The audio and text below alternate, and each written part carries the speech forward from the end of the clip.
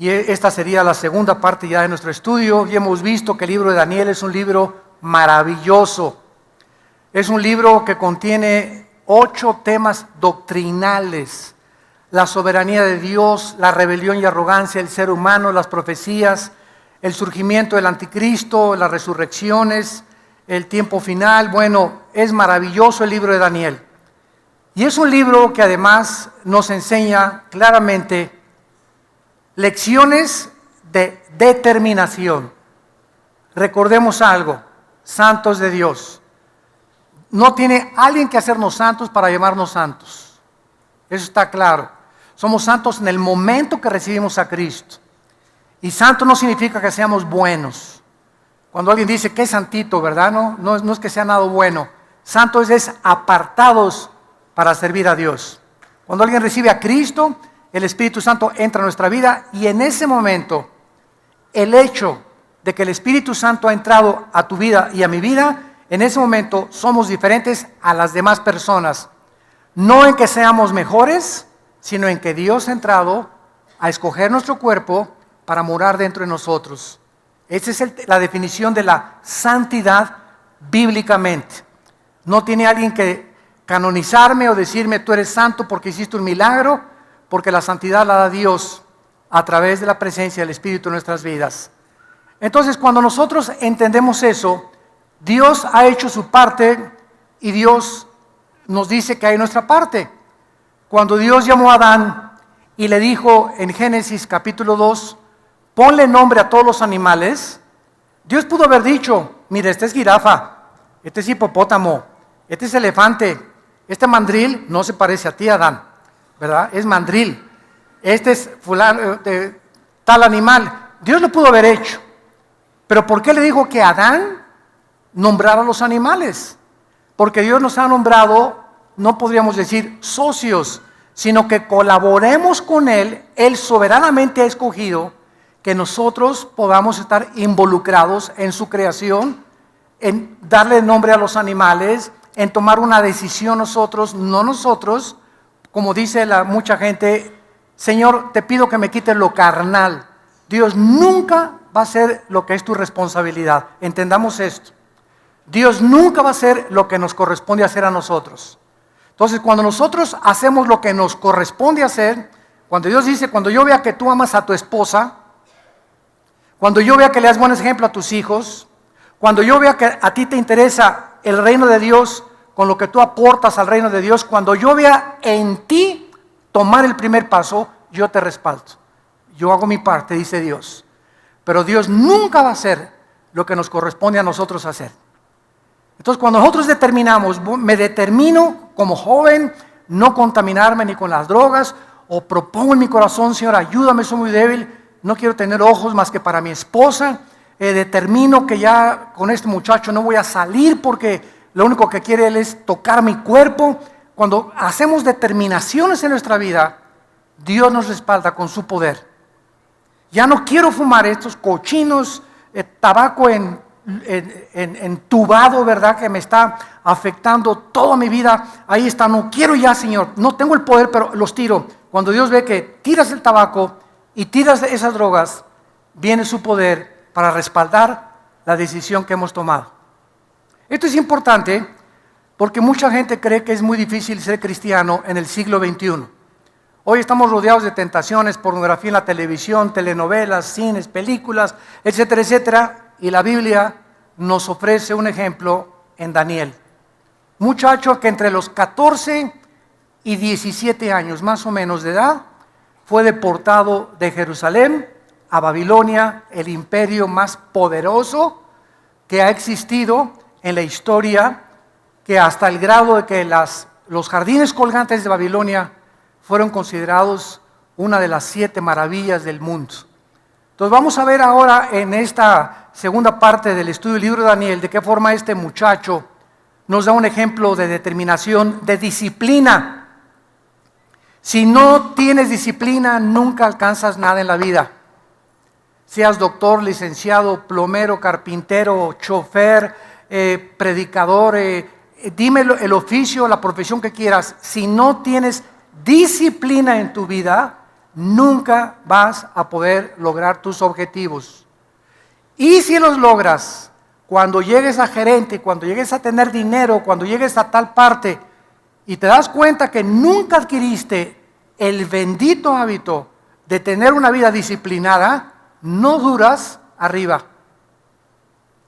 Con la rapidez con la que tú subiste como artista, como Miss México, como actor, como karateca, como deportista, lo que tú digas y mandes, cuando tú llegues a la cima o al éxito que has soñado, alcanzar o a ser dueño de tu negocio, de tu taquería, lo que tú me digas, si allá arriba, cuando comience a irte bien, si no tienes disciplina, lo vas a echar al bote de la basura todo. O te vas a descomponer tu carácter, o te vas a enorgullecer, o como ya tienes dinero te olvidas de Dios, o tienes el derecho de tener, ya tengo para mantener a 2 más amantes, pero la falta de disciplina es importante en la vida cristiana, porque somos soldados de Jesucristo. Vamos a ver ejemplos de integridad. ¿Qué es la integridad? La integridad es que estoy hecho de una sola pieza. Esta es la palabra íntegro. Soy igual en mi escuela, soy igual en mi oficina, la cara que tengo en la iglesia la tengo en mi casa, la cara que tengo con mi familia es la misma cara, no tengo una cara para mi familia, una cara en mi oficina, una cara en la iglesia de San Clodomiro y otra cara cuando estoy en la calle. Eres una persona desintegrada, con múltiples facetas de la personalidad. Eres una persona, la palabra griega es hipócrita. La palabra hipócrita significa actor, el que actúa como no es. Entonces, si tú tienes una forma de actuar con tus amigos, otra forma de actuar con tu familia, otra forma con los cristianos, no eres una persona íntegra. Eres una persona que estás comenzando a desintegrarte, porque estás descomponiendo tu personalidad. Si lo que dices no lo haces, te comienza a desintegrar tu personalidad. La psicología le llama desórdenes múltiples de la personalidad. Otros le llaman esquizofrénicos, que tienen 2 conductas completamente diferentes. Vamos también a ver ejemplos aquí grandes de liderazgo, de valor, de confianza y fe en las promesas de Dios. Daniel vivió desde los días de Nabucodonosor hasta los días del rey Ciro de Persia. En el libro de Daniel vamos a encontrar a 4 imperios. El imperio babilónico, con el cual comienza el libro. Los persas llegaron y conquistaron a los babilonios. Los persas son ahorita la nación de Irán. Los persas no son árabes, son persas. El farsí es el idioma que hablan en Irán, no el árabe. Nada más que adoptaron la religión musulmana a través del tiempo. Los griegos conquistaron a los persas. Alejandro el Magno se hundió en la degeneración sexual y vinieron los romanos y conquistaron Grecia. Y ahí acaba, ¿verdad?, las profecías de los imperios mundiales hasta que el anticristo surja con la última forma de gobierno mundial que profetiza Daniel capítulo 2, capítulo 7, capítulo 11.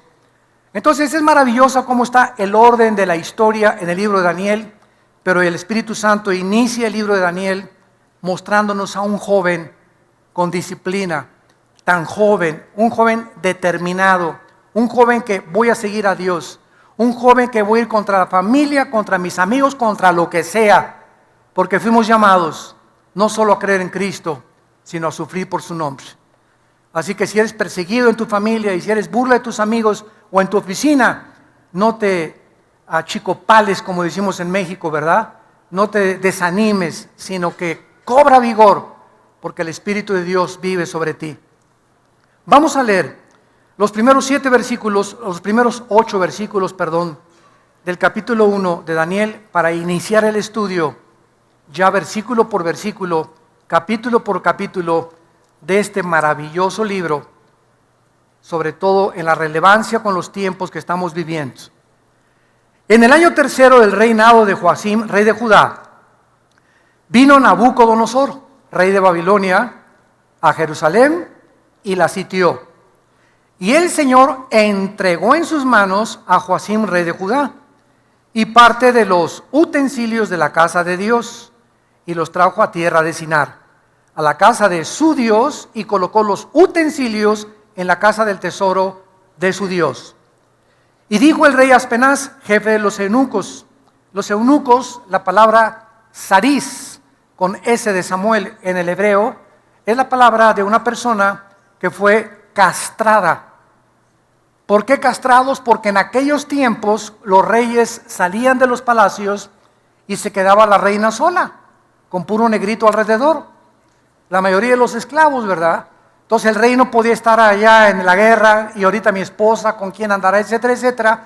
Entonces todos los que estaban cerca de la corte real los castraban, y se evitaban problemas de que embarazaron a la sirvienta, o embarazaron a la nodriza, o embarazaron a otra de las, etcétera, etcétera. Entonces los castraban para que no pudieran tener los problemas que tienen las personas que no estaban castradas. Entonces había un jefe de toda la guardia del rey Nabucodonosor, y se le llama el jefe de los eunucos, de los castrados, que trajera de los hijos de Israel, del linaje real de los príncipes, muchachos en quienes no hubiere facha alguna, de buen parecer, enseñados en toda sabiduría, sabios en ciencia y de buen entendimiento, e idóneos para estar en el palacio del rey, y que se les enseñase las letras y la lengua de los caldeos. Y le señaló el rey una ración para cada día de la provisión de la comida del rey y del vino que él bebía, y que los criara 3 años para que al fin de ellos se presentaran delante del rey. Entre estos estaban Daniel, Ananías, Misael y Azarías de los hijos de Judá. A estos el jefe de los eunucos les cambió el nombre. Vamos poco a poco a ver esto. A Daniel le puso Belsasar, a Ananías Sadrac, a Misael Mesac y a Azarías Abednego. Y Daniel propuso o determinó o estableció en su corazón no contaminarse con la porción de la comida del rey ni con el vino que él bebía. Pidió por tanto al jefe de los eunucos que no se le obligara a contaminarse. 4 jóvenes, menos de 18, 20 años, son arrancados de su familia, de su religión, de sus costumbres, de los cantos, de la alabanza, de las iglesias, de todo aquel movimiento en el cual vivían. Son arrancados y llevados a un medio ambiente pagano, hostil, depravado, inmoral, idólatra, lleno de brujería y de ocultismo, donde podríamos decir cualquiera hubiera sido absorbido por ese medio ambiente. Estos 4 jóvenes son transportados a una región totalmente diferente. Al llegar al palacio, lo primero que el Espíritu Santo nos revela es que el primer propósito de esta cultura era quitarles a ellos su cultura, su idioma y sus nombres. Y detrás de todo este intento del rey Nabucodonosor encontramos el intento de Satanás de tratar de sacar de nuestra vida este libro. Dice la Biblia que la fe es más preciosa que el oro. Y mientras un cristiano camina por el mundo en la Babilonia del siglo XXI, televisión, amigos, costumbres, todo tiene un propósito: sacar de nosotros, de nuestro corazón, nuestras creencias, nuestras convicciones, el camino, la luz que este libro nos ha dado en el corazón. Es el ataque contra nuestra fe.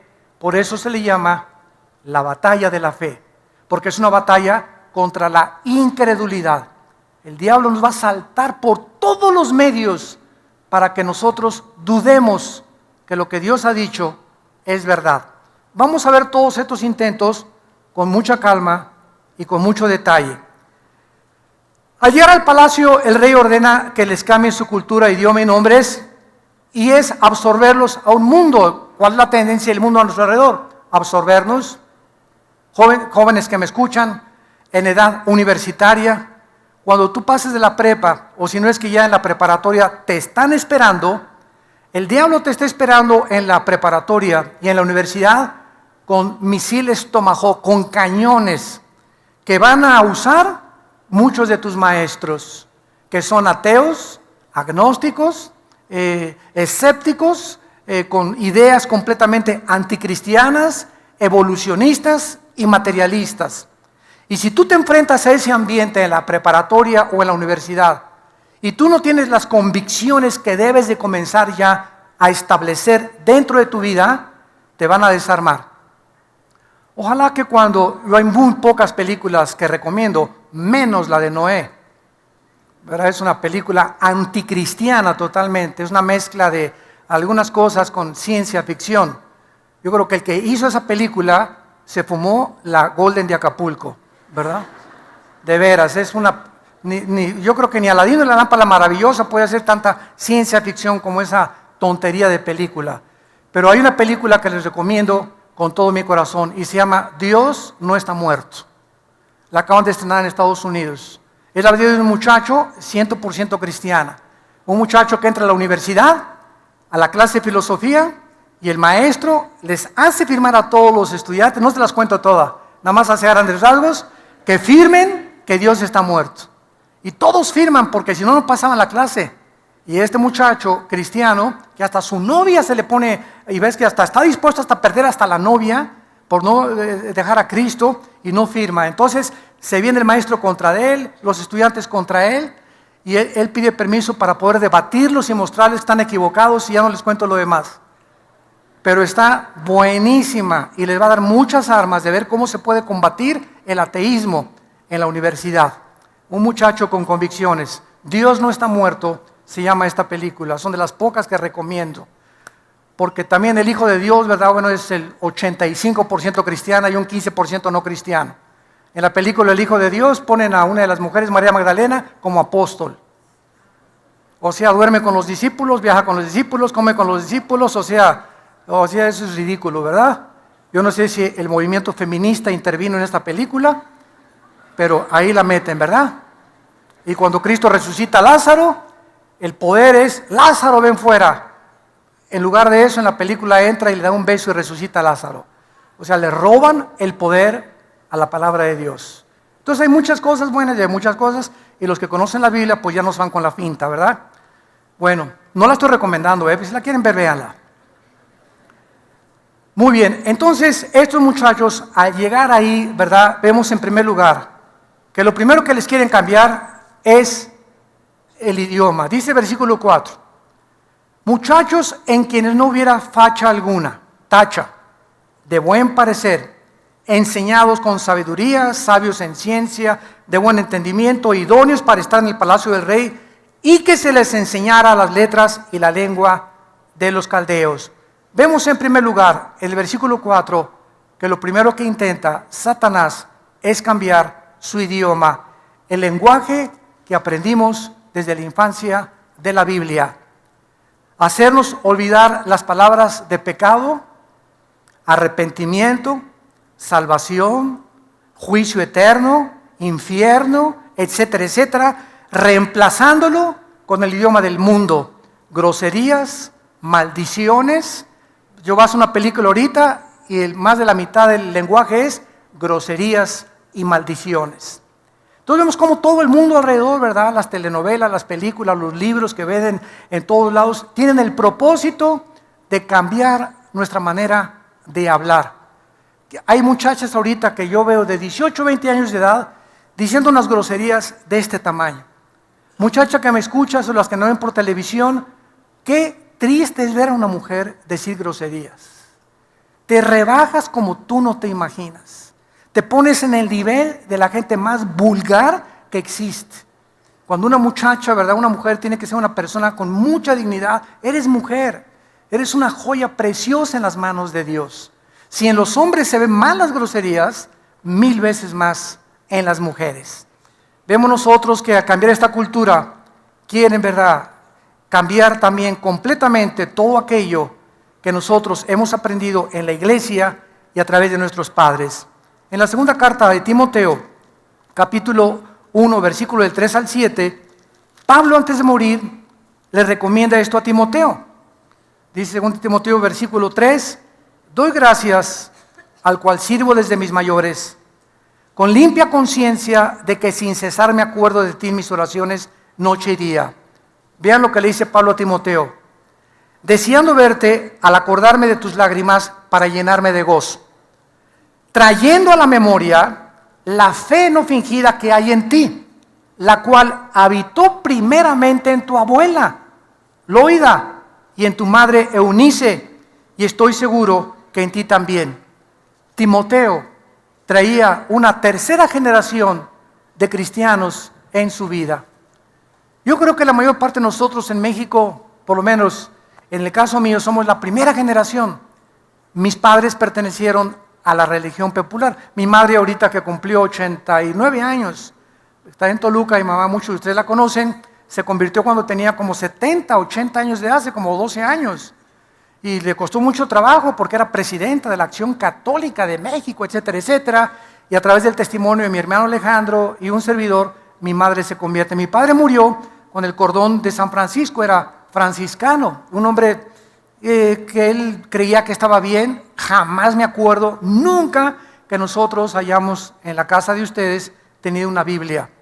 Y si había una era con un candado, prohibido leerla, hasta que viniera el arzobispo y con el permiso de él poder abrirla, porque tenía el imprimatur de la Iglesia del Vaticano y no se permitía que el populus leyera la Biblia hasta 1962, cuando Juan 23, tu padrino que van a ser santo hoy, él fue este papa, de las buenas cosas que hizo Juan 23 fue abrir la Biblia. Fue de los pocos papas que han abierto la Biblia en 1962, Segundo Concilio Vaticano, y cuando comenzó a leer Juan 23, se espantó. Comenzó a leerla y, Dios mío santo, Ave María Purísima, Virgen del Socorro, Virgen de la Macarena. ¿Y qué hizo Juan 23? Mandó quitar el latín de la misa. Si tú eres católico, tu familia es católica, lo deberían de saber. Fue el Papa que ya dijo que la misa se lea en el lenguaje popular. Ya no teníamos por qué llegar a la iglesia, ¿verdad? Y Adeum culetifica juventud te mean, cuia tu esdeo, cuia tu isdeo, en el nombre del Padre, del Pichis, Spiritus Santis. Entonces, puro latín. Iba sin no saber ni lo que decía, nos parábamos, nos sentábamos. Yo de niño me acuerdo que así íbamos a la iglesia. En los 60 que yo era chamaquito, ¿verdad? Me acuerdo que nos párense, siéntense y paren. Y salías como si nada, ¿verdad? Juan 23 quitó el latín y se comenzó a enseñar. Quitó los santos. Virgen de Lourdes. Quitó los santos Juan 23. Hay muchas iglesias que lo siguen teniendo porque si se los quitas, te linchan.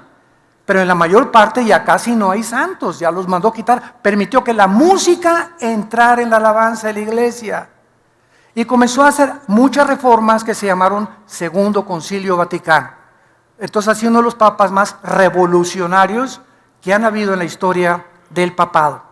Entonces vemos que nosotros como la primera generación, muchos de ustedes son hijos de pastores o fueron ya sus abuelos pastores, muy pocos en Latinoamérica, en Estados Unidos, todos los pastores que conozco son tercera, cuarta, quinta generación. Qué bendición, ¿verdad?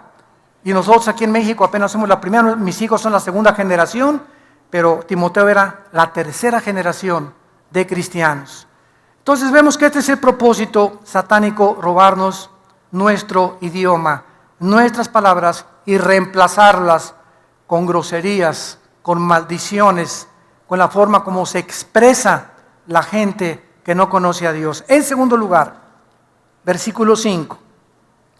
Y se le señaló ración para que cada día de la provisión de la comida del rey y del vino que él bebía, que los criara 3 años. O sea, dice Nabucodonosor, apártenme a estos muchachos y les van a cambiar su cultura. No les vuelvan a sacar ningún libro en hebreo. Y quiero que nada de la dieta que tenían kosher los judíos, coman ellos. Van a comer puerco y camarones y los alimentos prohibidos en aquel tiempo en Levítico 11, que Dios le dijo a Israel, no coman esto, y ahora lo sabemos, porque tenía colesterol. Hasta el siglo XX que se descubrió el colesterol, y la Biblia tenía razón. ¿Por qué prohibía Dios el puerco y los camarones y la langosta? por el colesterol, que sabemos que ahora es un líquido, es un veneno para las arterias del sistema nervioso y del sistema cardiovascular del ser humano. Y dice la Biblia que ellos no querían entonces contaminarse con eso ni con la bebida, y vamos a ver por qué. En segundo lugar, al tratar de cambiarles su idioma y su cultura, te van a reemplazar cuando llegues a la preparatoria y cuando llegues a la universidad. Quiere el mundo que tú reemplaces tus costumbres cristianas por el idioma del mundo, ya lo vimos, por filosofías humanistas. Lo primero que te van a enseñar, yo creo desde la secundaria, es que vienes de chita, que somos el producto de una selección natural, que somos el producto de un programa evolutivo accidental. En otras palabras, que de la nada surgió todo.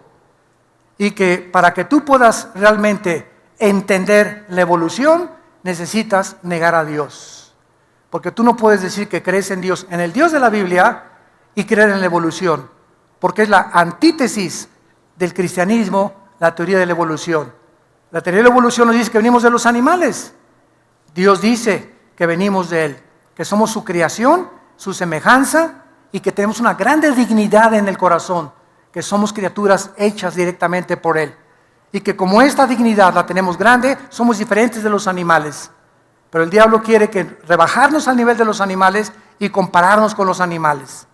Entonces, todas estas cosas nos están esperando en la escuela, en la preparatoria. A mí me estaban esperando en la universidad con la evolución, con el comunismo también, que es el mejor sistema de gobierno, el sistema comunista, marxismo, la dialéctica materialista, Hegel, Engels. Todas estas cosas te las van a enseñar en la universidad para lavarte el cerebro y decirte que es la única forma de poder gobernar, cuando la historia nos enseña que el comunismo fracasó.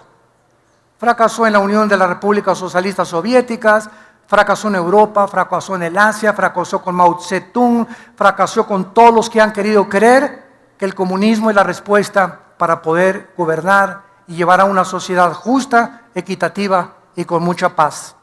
Te van a esperar con filosofías orientales en la universidad y en la preparatoria, que tienes aquí el tercer ojo, que medita, que haciendo yoga, el yoga no es malo, los ejercicios de estiramiento del yoga no son malos.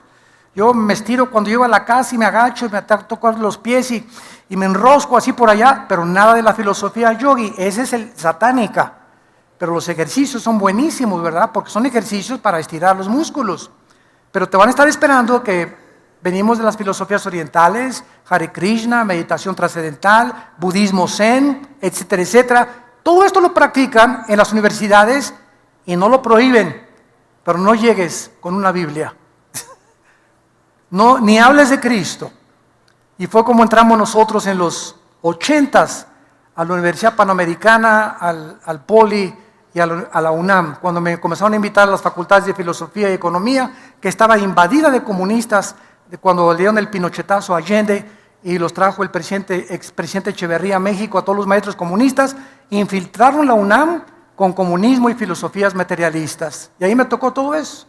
Me tenía que enfrentar, ¿verdad?, con estudiantes, con maestros que no creían en Dios, me decían que era un tonto, que era un vulgar, bla, bla, bla, bla, y me puse a estudiar y en aquel tiempo saqué mi primer libro, Creación, Evolución, y se lo comencé a repartir a todos los estudiantes y a todos los maestros con la defensa. Si ustedes hablan del Che Guevara, porque llegabas y estaba el Che en todos los salones de clases, él era el héroe en aquel tiempo, estaba Fidel Castro, estaban todos estos comunistas, etcétera, etcétera, y yo comencé a hablar de Cristo, sáquenlo, échenle por allá, ¿no?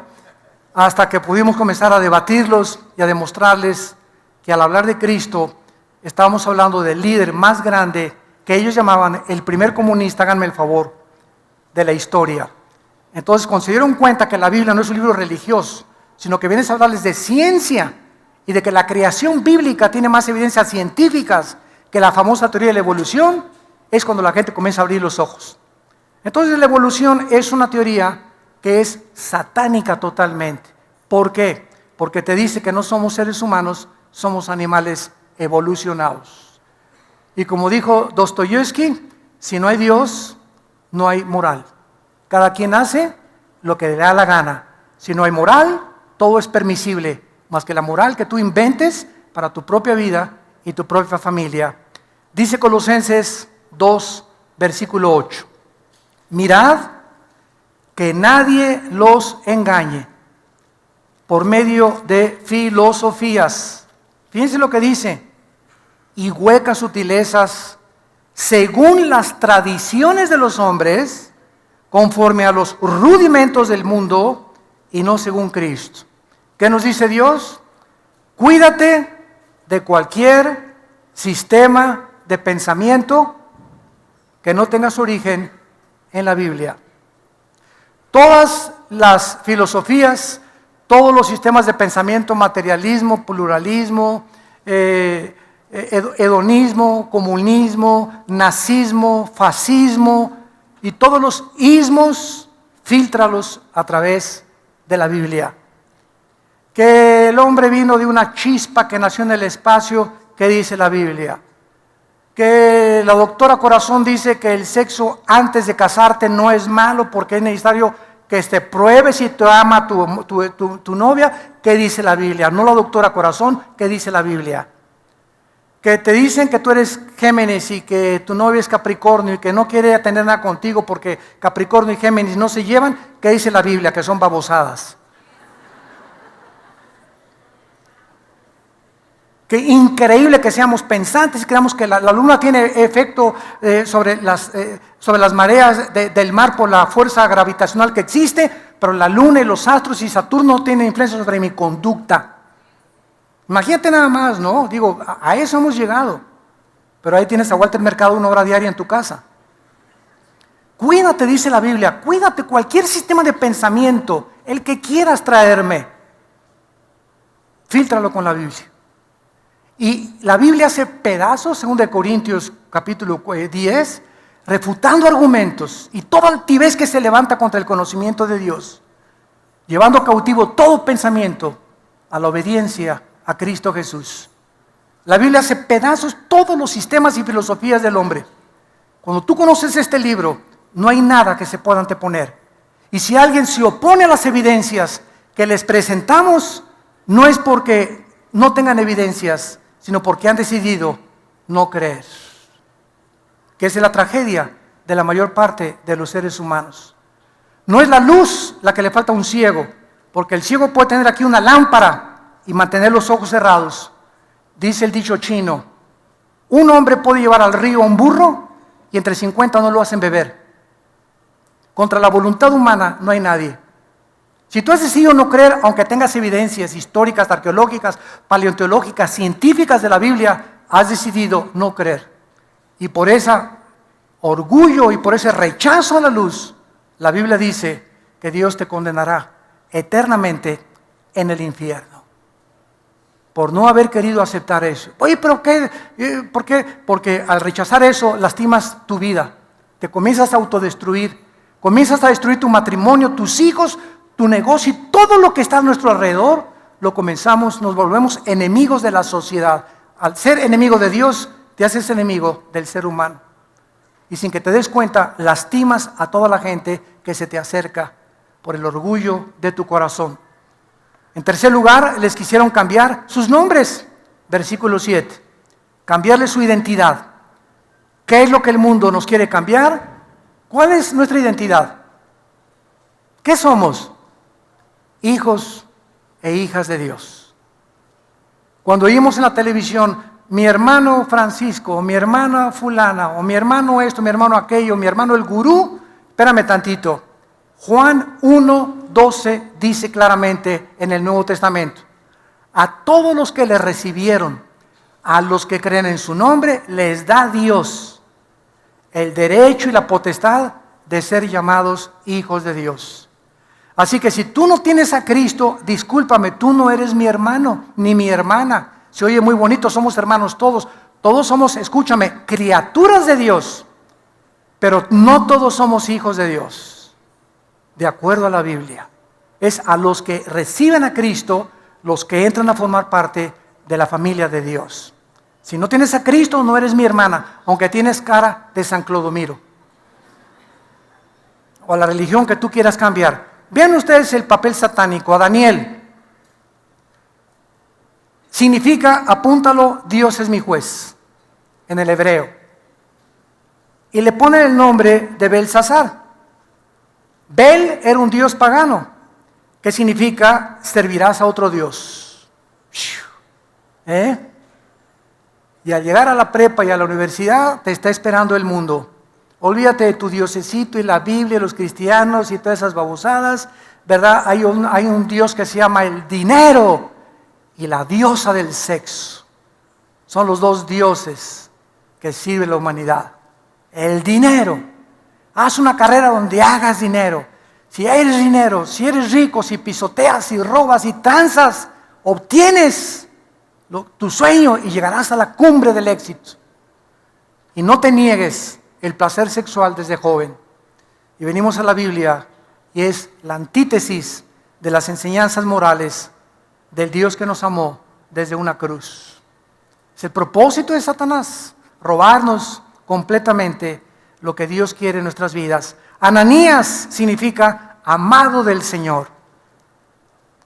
Y le cambian a Sadrach, que significa iluminado por el Dios Sol. O serás iluminado por el mundo, que era uno de los astros que adoraban en la antigüedad. Misael significa ¿quién como Dios? Le ponen el nombre de Mesac, ¿quién como Venus? Dios ya no será tu prioridad. Ahora es Venus al que vas a servir. Y es interesante, ¿verdad?, que a Satanás también se le llama la estrella de la mañana, en Isaías capítulo 14. Y Azarías, en cuarto lugar, significa el Señor es mi ayuda. Azarías, el Señor es mi ayuda. Le ponen Abed-Negó, que significa siervo de Negó, que era un Dios falso. O en otras palabras, Dios ya no te ayudará. Ahora, el que te va a ayudar es el dinero, el que te va a ayudar son las relaciones, el que te va a ayudar es que le hagas la barba al diputado y al que tiene poder, y que le traigas una botellita de vino a tu maestro, que aceptes la filosofía de la que te está enseñando, etcétera, etcétera, y robarnos, absorbernos, lavarnos el cerebro para sacar de nosotros la fe.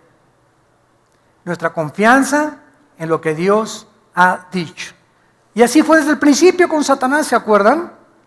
A ver, Eva, con que Dios ha dicho. ¿Qué atacó? Lo que Dios dijo. O sea, lo que Dios te está diciendo es una mentira. ¿De veras ese le crees a él? Con que ese te dijo eso. ¿De veras Dios te dijo que no tengas relaciones hasta que te cases? ¿De veras? Qué niña tan religiosa y tan pareces monja. ¿De veras Dios te dice que a tu esposa la trates como reina? Que a tu esposa la trates como sirvienta, y Dios te dice que la trates como una reina, y viene siempre Satanás a contradecir lo que Dios dice. Les voy a dar un secreto. Cada vez que yo en mi vida he tenido un problema para creerle a Dios, tengo el bendito hábito de decirle a Dios: Señor, yo solo sé que eres infinitamente sabio, y tu orden, lo que tú me estás mandando, no lo entiendo, pero como sé que eres infinitamente sabio, no necesito entenderlo, sino obedecerte. Y después, cuando obedecemos, Dios nos explica la sabiduría que se encuentra detrás de los mandamientos. Un ejemplo muy sencillo. Tu hijo quiere ir a la discoteca y le dice a Panchito o a Pepito: no vas a la discoteca. ¿Por qué? Porque no vas. Lo vas a crear un muchacho rebelde.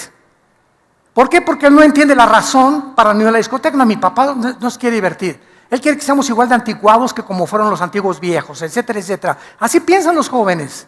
Entonces tú al muchacho le tienes que dar la razón, la sabiduría que se encuentra detrás del mandamiento. No vayas a la disco. Mira, siéntate, Pepito, te quiero explicar. Mira, cuando llegas a la discoteca, ¿qué música vas a escuchar? ¿Schubert o Beethoven? No, ¿verdad? Vas a escuchar música de por acá y por allá. ¿Qué te van a servir? ¿Coca-Cola o agua de horchata? Nada de eso, ¿verdad? Te van a servir alcohol. Y mira, mijita, si tú te llegas a una discoteca a tomarte un poquito así de alcohol, ya con eso, con Coca-Cola, con un poquito, un ron, ¿verdad?, te vas a comenzar a sentir más jacarandozona. Ya te comenzaron a chapulinear. Y entonces te vas a tomar dos, mijita linda. Y con la música, el ambiente que se respira, y con la apariencia que todos, vas a creer que ahí está el puro reventón, y ahí está la pura felicidad, etcétera, etcétera. Y ya con dos copitas que te metieron, y que alguna vez hasta un chocho te pueden haber metido en la copa, te vas a dar cuenta que cuando amanezcas ya no vas a ser virgen. Una muchacha con dos copas ya no sabe lo que está haciendo. Y le entregas tu cuerpo a cualquier pelafustán roto quintopatiero, como decía mi abuela, sin que ni siquiera sepas ni con quién dormiste, ni dónde amaneciste, ni con quién te fuiste. Entonces, todas estas explicaciones los jóvenes necesitan entender. Es el medio ambiente, la música, lo que va a pasar, la droga que venden, etcétera, etcétera. Y entonces ya si el joven, después de esta explicación y los peligros que puede enfrentar, se afianza a querer ir, ¿verdad? Señor, ¿verdad? No somos dueños de sus vidas. Entonces ya delante de Dios, ya si agarró carretera a mi hijo, ¿verdad? Señor, yo estoy libre de su sangre porque ya le expliqué y le traté de estorbar el camino. Pero como no soy dueño de su voluntad y Él lo quiere hacer, Dios entonces comienza a tratar con tu vida. Y ya no controlas con tus padres. Y te va a ir como en feria. Te va a ir como en feria. Porque si no aceptas la obediencia de tus padres y la disciplina de tus padres, híjole, enfrentarse con Dios y tener a enemigo de Dios y a Dios como tu maestro para que te discipline, te va a ir como en feria. No te imaginas lo que te va a esperar. Y es la razón por la cual tantos jóvenes están sufriendo lo que están sufriendo, por su rebelión a las leyes de Dios. Y recoges tu cosecha tarde o temprano. Entonces vemos, ¿qué haría Daniel? ¿Se iba a dejar absorber por esta cultura pagana, idólatra? ¿Se mantendría Daniel y sus amigos firmes ante pasar puro bikini alrededor? Puros chavos en bikini en el palacio, vino, jajaja, jijijo, música satánica, etcétera, etcétera. ¿Qué iban a hacer estos jóvenes? Sodoma y Gomorra era la Reino Ventura comparado con esto. Iba a pagar Daniel y sus amigos el precio de la persecución e ir en contra del mundo y de todas estas cosas. Y dice la Biblia que así fue, versículo 8. Y Daniel propuso en su corazón. Esta palabra propuso es la palabra hebrea sum, S de Samuel, U, M de mamá, sum. Y significa establecer principios, disponerse a algo o estar dispuesto a algo, resolver o decidirse con convicción, proponer en el corazón o tener un propósito previo para algo que voy a hacer. Señor, te prometo que si mi novio me comienza con sus chorizos de que toma una copita y que por acá y que me lleva al cine, me lleva hasta el último asiento y a ver una película pornográfica, esa cosa, te prometo, Señor, que le voy a dar, mira, con esto y aquí, con este código así, a las muelas. Y voy a salir corriendo del cine, me voy a bajar de su carro y me voy en taxi a mi casa. Pero te prometo, Señor, que no voy a dejar que me toque la mano. Te prometo, Padre Santo, voy a salir con mi novia, no la voy a tocar. No voy a poner mis manos sobre ella. Porque si lo hago, tú me estás viendo. No me ve nadie, pero tú me estás viendo. Propongo, Señor, ir a esta fiesta o esta boda. No voy a entrar a la misa ni a la religión. Voy al banquete a hablar de Cristo. Y te prometo, Señor, compartir tu palabra. Toda decisión necesita un propósito previo. Determinarlo. Quiero ser así. Mientras tú no tomas estos principios en tu vida, vas a seguir siendo una veleta, llevado por un viento de doctrina para otro viento de doctrina. Nunca haciendo lo que Dios te manda. Y la familia te dice, te vas con la familia. Tus amigos te vas con los amigos. En tu trabajo te vas con los amigos de tu trabajo. Te vas a donde el barco lo lleva el viento. Eres un hombre, eres una mujer sin propuestas, sin determinación en tu carácter. Y vas a sufrir mucho. Porque te repito, el hombre que es de doble ánimo, dice Santiago 1, es inconstante, inestable en todo lo que emprende en la vida. Y por eso no te va bien en la vida, porque nunca acabas nada de lo que comenzaste y siempre estás cambiando de opinión por no determinar en tu corazón seguir a Jesucristo.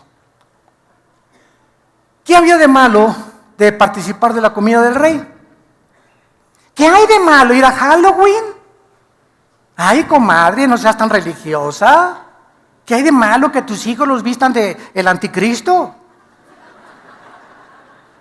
¿Qué hay de malo que a tu hijita la disfracen de diablita y de bruja? ¿Qué hay de malo? ¿Qué hay de malo que vayas al sacrificio de la misa? Es una misa, tú no vas a participar, tú nomás te paras y te sientas y ya, tú eres cristiana y ya. Dice el dicho mexicano, tanto peca el que mata la vaca como el que estira la pata. Nos enfrentamos a un mundo que nos está esperando con eso. ¿Qué hay de malo que bautices a tu niña por el amor de Dios? Si le van a echar agüita, no le va a pasar nada, nomás es pura agüita que le echan ahí. Y así comenzamos a ser absorbidos y comenzamos a permitir que se nos lave el cerebro y el corazón y se diluyan más y más nuestras convicciones. ¿Qué hay de malo en todas estas cosas? Bueno, vamos a ver algunos pasajes en Efesios capítulo 5 y vamos a entender las razones poderosas de Dios. Que hay mucho de malo, el mundo no lo ve. ¿Qué hay de malo? Para la comadre no hay nada de malo, porque están ciegos ante el mundo invisible y las consecuencias que las decisiones que tomamos afectan nuestra vida y nuestra familia. Pero entiéndelo, tu mamá, tu comadre, tu primo, tu amigo, no lo pueden ver, entendamos eso. No hay nada de malo en esto, es que para él no hay nada de malo, porque no pueden ver la realidad de cómo funcionan las decisiones que tomamos con el mundo espiritual. Entonces tenemos que tener la iluminación sobrenatural del Espíritu Santo para ver lo que se encuentra en lo que el mundo llama inocente. No hay nada de malo. Hay la niña vestida de brujita en el Halloween y esas cosas, no hay nada de malo. Bueno, la Biblia tiene otra opinión. Dice en Efesios capítulo 5, versículo 8. Porque en otro tiempo éramos tinieblas, mas ahora somos luz en el Señor. Andad como hijos de luz.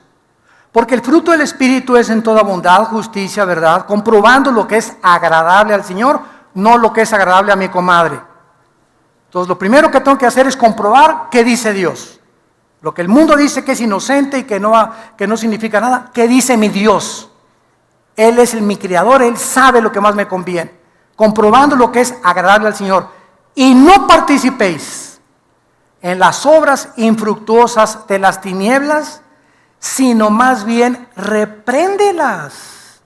Porque vergonzoso es aún hablar lo que ellos hacen en secreto. Mas todas las cosas, cuando son puestas en evidencia por la luz, y nosotros somos la luz, son hechas manifiestas, porque la luz es lo que manifiesta todo.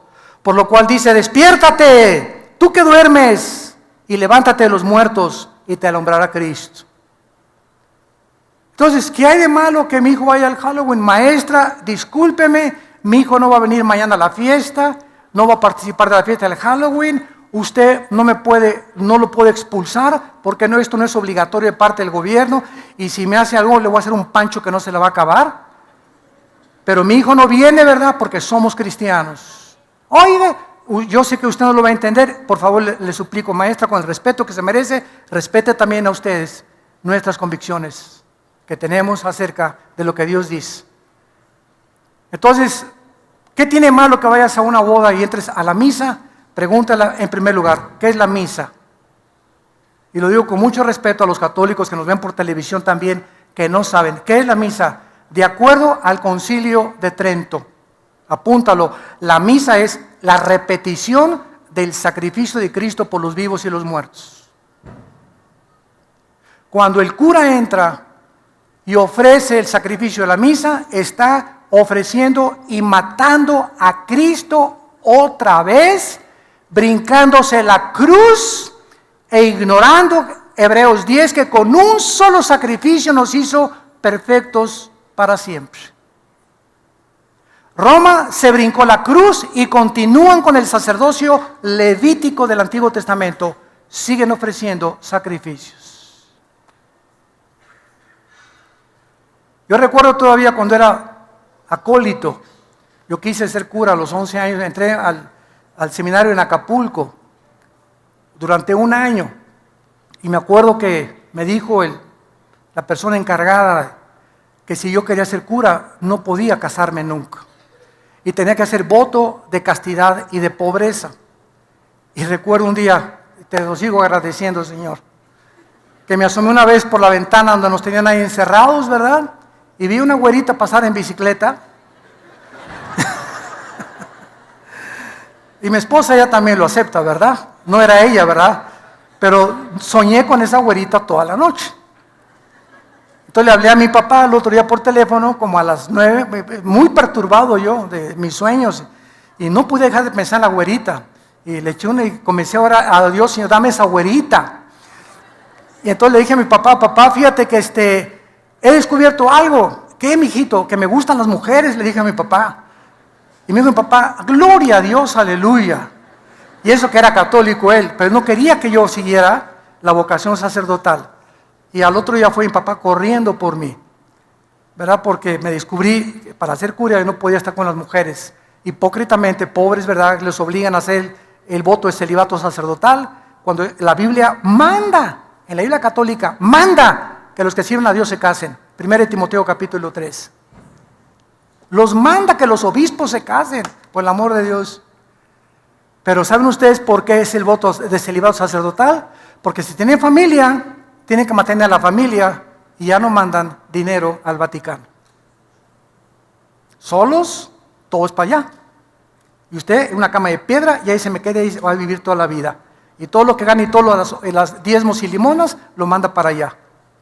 Y se convirtió el Vaticano en el estado más rico de toda Europa en 18 siglos.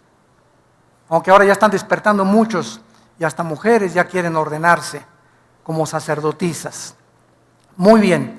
Entonces la Biblia nos muestra, ¿verdad?, que detrás de lo que el mundo acepta y lo que le llaman inocente, etcétera, etcétera, se encuentran poderes invisibles, malévolos, con el propósito de engañarnos, barnizando el pecado, maquillando el pecado para que no se vea feo, para que se vea bonito, porque Satanás se disfraza como ángel de luz. Si el pecado no me ofreciera alguna satisfacción, yo no pecaría. Oigan, el pecado es placer maravilloso, diversión. El pecado es bueno, ese es el anzuelo del pecado. Se tiene que presentar como algo que no tiene nada de malo. Que tiene de malo que tengamos relaciones antes de casarnos. ¿Qué tiene malo una canita al aire allá con algún amante de vez en cuando? ¿Qué tiene malo que le robe a Dios de vez en cuando? Se maquilla, se barniza, se disfraza el pecado para no mostrar el poder que se encuentra detrás del pecado. La paga es la muerte. La paga del pecado es la muerte. Y el alma que pecare, esa morirá. Y ese es el temor de Dios, que tenemos que odiar el pecado con toda nuestra alma, porque es el causante de los sufrimientos, tristeza, amargura, rencor, odio y guerras que hay en el mundo. El pecado. Es una humanidad en rebelión contra su Creador. Y finalmente vemos el resultado del valor. Dice en Daniel capítulo 1, que cuando Daniel hace la determinación de no contaminarse con la comida que además era ofrecida a los ídolos paganos de Babilonia, versículo 9, Dios puso a Daniel en gracia y en buena voluntad con el jefe de los eunucos. Ustedes saben el trompo a la uña que el jefe de los eunucos se iba a aventar, permitiéndole que Daniel no comiera de lo del rey.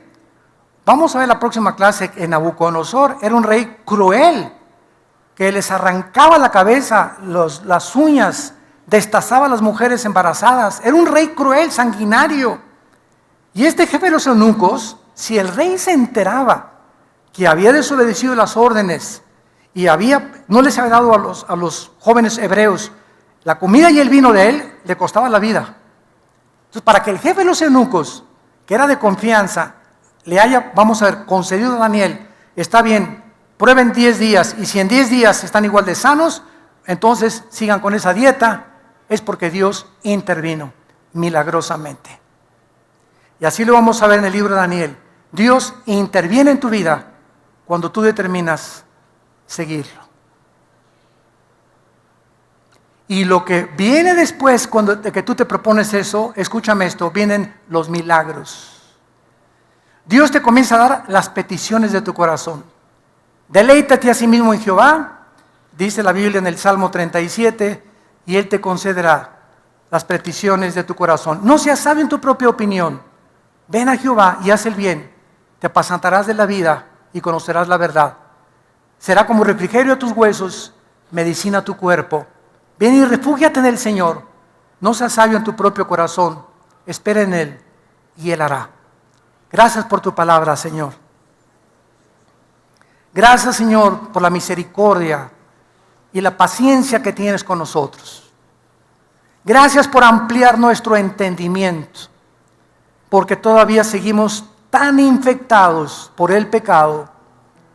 Todavía hay tantas tinieblas en nuestra vida que necesitamos continuamente recurrir a ti para que tu luz siga entrando a nuestro corazón y sigamos entendiendo que lámpara a nuestros pies es tu palabra. No hay nada torcido ni perverso en ella, es sabiduría a los que tienen entendimiento. En esta mañana, que tu corazón ha sido preparado, entrégale tu vida a Jesucristo. Has probado muchas teorías, filosofías, religiones, maneras de pensar, ideas. Ven a Jesús. Comprueba por ti mismo, por ti misma, que Él es real, que Él resucitó a los 3 días, que quiere entrar a tu vida, iluminarte y mostrarte el engaño en el que vivíamos antes de conocerlo. Y también te va a mostrar el precio que tenemos que pagar por seguirlo con todo el corazón. Si tú quieres en esta mañana invitar a Cristo, ustedes que nos ven por la televisión, les invitamos a que digan estas palabras. Señor, te doy gracias por la cruz, donde tu Hijo dio su sangre para pagar mis pecados. Gracias porque creo que a los 3 días resucitó de los muertos. Gracias porque sé que Él está vivo y te pido, Jesús, que me perdones mis pecados. Me arrepiento de mi vida pasada, del engaño en el que he vivido tantos años, y quiero vivir la corta vida que me espera en el reino de la luz y no de las tinieblas. Te invito a que entres a mi corazón como mi Señor y mi Salvador. En tu nombre precioso. Amén. Bueno, las personas que en esta mañana hicieron esta oración, nos gustaría conocerlas y felicitarlas, decirles que es un valor el que se necesita para hacerlo. Y si tú en esta mañana invitaste por primera vez a Cristo, desde ahí, de tu lugar, te pido que te pongas de pie. Párense los que hicieron esta oración por primera vez en sus vidas. Gracias a Dios, gracias. Gracias, alguien más, gracias. Que Dios te bendiga. Gracias, Señor. Gracias, que Dios te bendiga. Gracias, Señor. Gracias. Gracias, que Dios te bendiga. Muchas gracias. Gracias por estas almas. Gracias, que Dios los bendiga. Nos ponemos de pie para recibir la bendición pastoral. Los que quieran recibir esta bendición simplemente pueden apuntar su mano hacia acá en señal que reciben esta bendición. Los que no, no hay ningún problema. Dios bendiga tu vida y la llene de paz y de tranquilidad. Dios bendiga tu matrimonio y a tus hijos. Dios bendiga el fruto de tu vientre. Dios bendiga a tus padres. Dios bendiga a tus familiares, tu trabajo, tu entrada y tu salida. Dios te guarde de todo mal cuando andes en la calle y te regrese con bien al gozo de saber que la familia es el tesoro más grande que Dios nos ha dado. Dios cumpla en ti todo propósito para que andes conforme a su propósito, llevando fruto en toda buena obra, creciendo en la gracia y el conocimiento de Dios, fortalecido interiormente por la fe, con toda paciencia y longanimidad, y esperando la esperanza bienaventurada de nuestro Señor Jesucristo, y Él ponga sobre ti en este momento su paz que sobrepasa todo entendimiento, porque te bendecimos en el nombre de Jesucristo. Amén.